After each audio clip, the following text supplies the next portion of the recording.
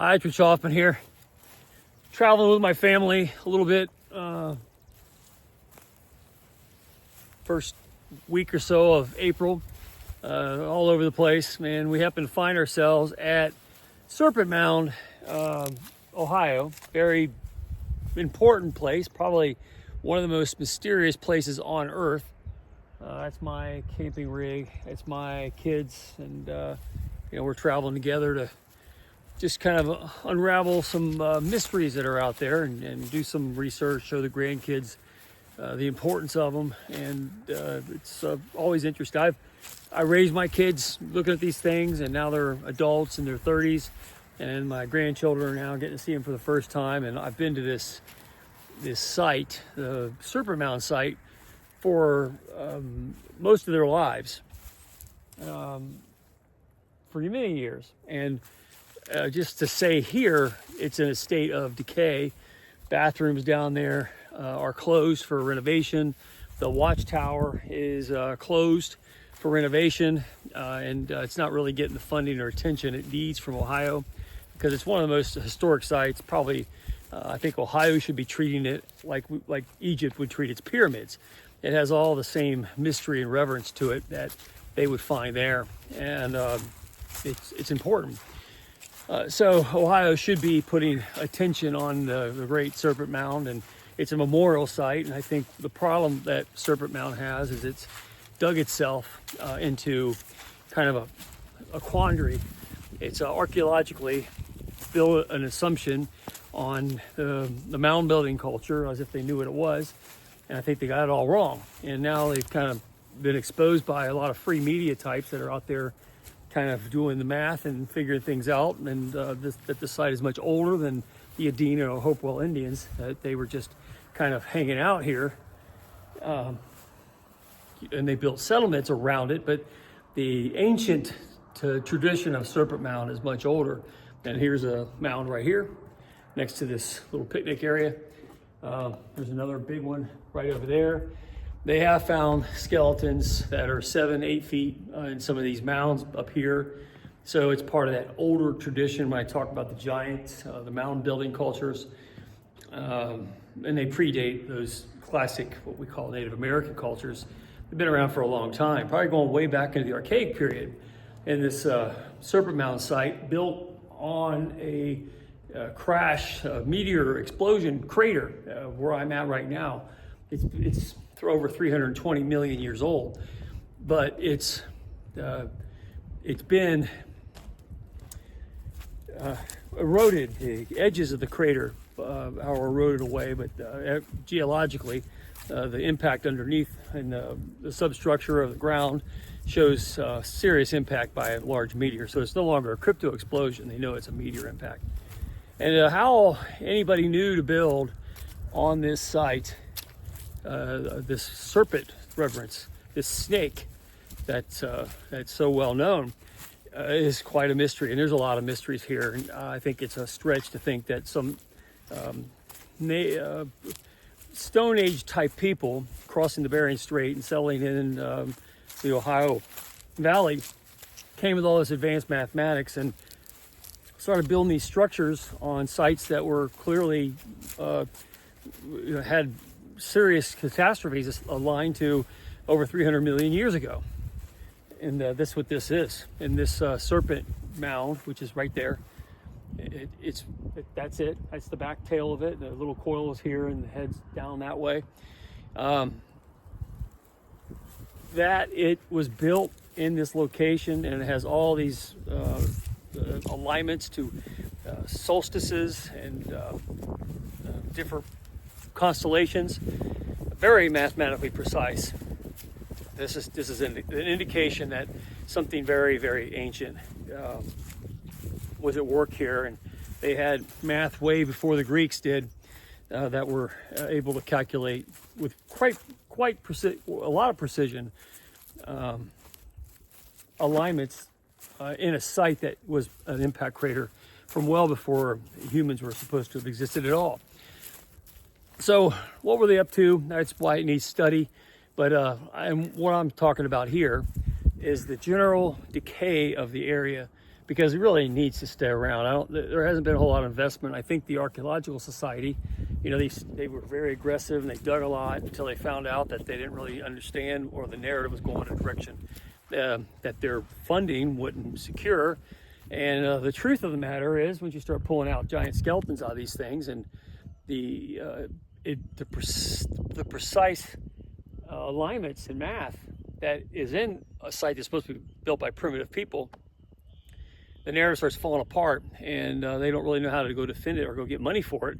And that watchtower right there has been down for a long time, many months, if not a couple of years.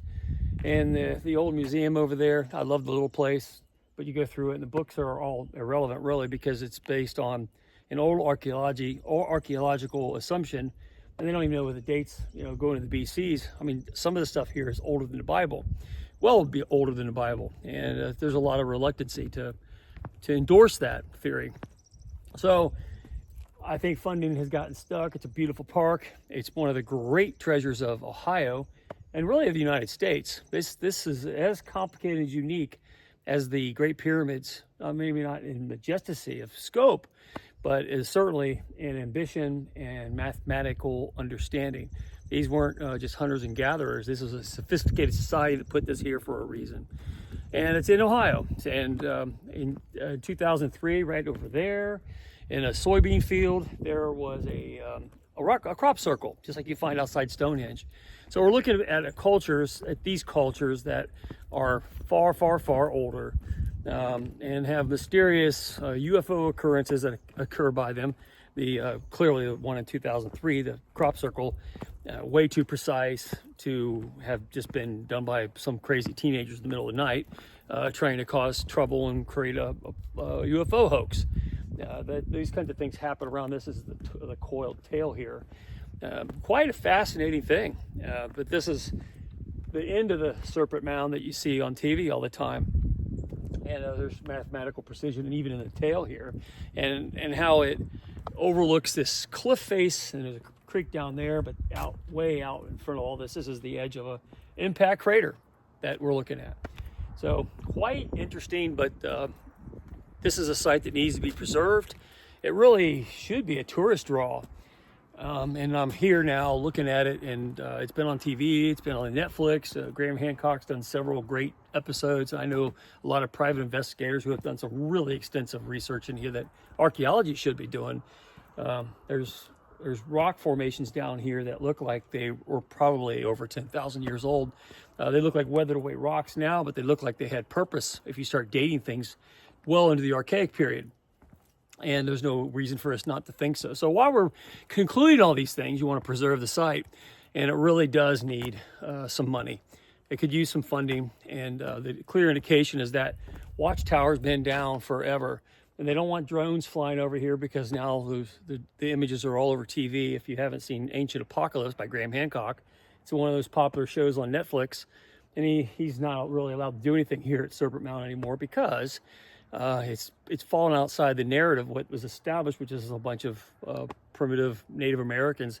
And once you go and reinvent that assumption, you end up having to change who was really the original landowners of North America. If you start going into where this goes, you find that you had a very advanced society that there's no explanation why they declined.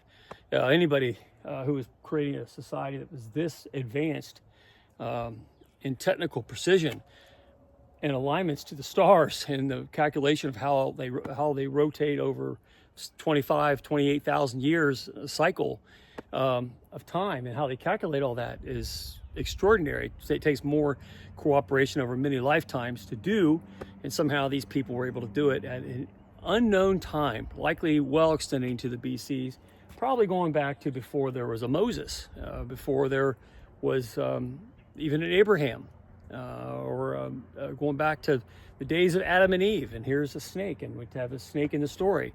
There's a lot we need to know, a lot we need to learn about, and this is a key site throughout the world. And it's right here in Ohio, and I'm just reporting on it because it's in a state of decay, and it shouldn't be. Can't go up in that tower right now because it's unsafe and it hasn't been cared for. and everything's kind of in a state of needs a fresh coat of paint. And at one point in time, when they thought they were onto something with this story of the Serpent Mound, who created it and what was in it, there was a lot of ambition to throw money at it and fund it. But right now, there's a couple employees here watching the entire site. It closes at 5 o'clock. You can't really do anything beyond 5 o'clock. And it kind of has a feel of a stall where it needs to have a lot more juice from the state of Ohio. Because it's one of the great sites, and Ohio should definitely be making it front and center.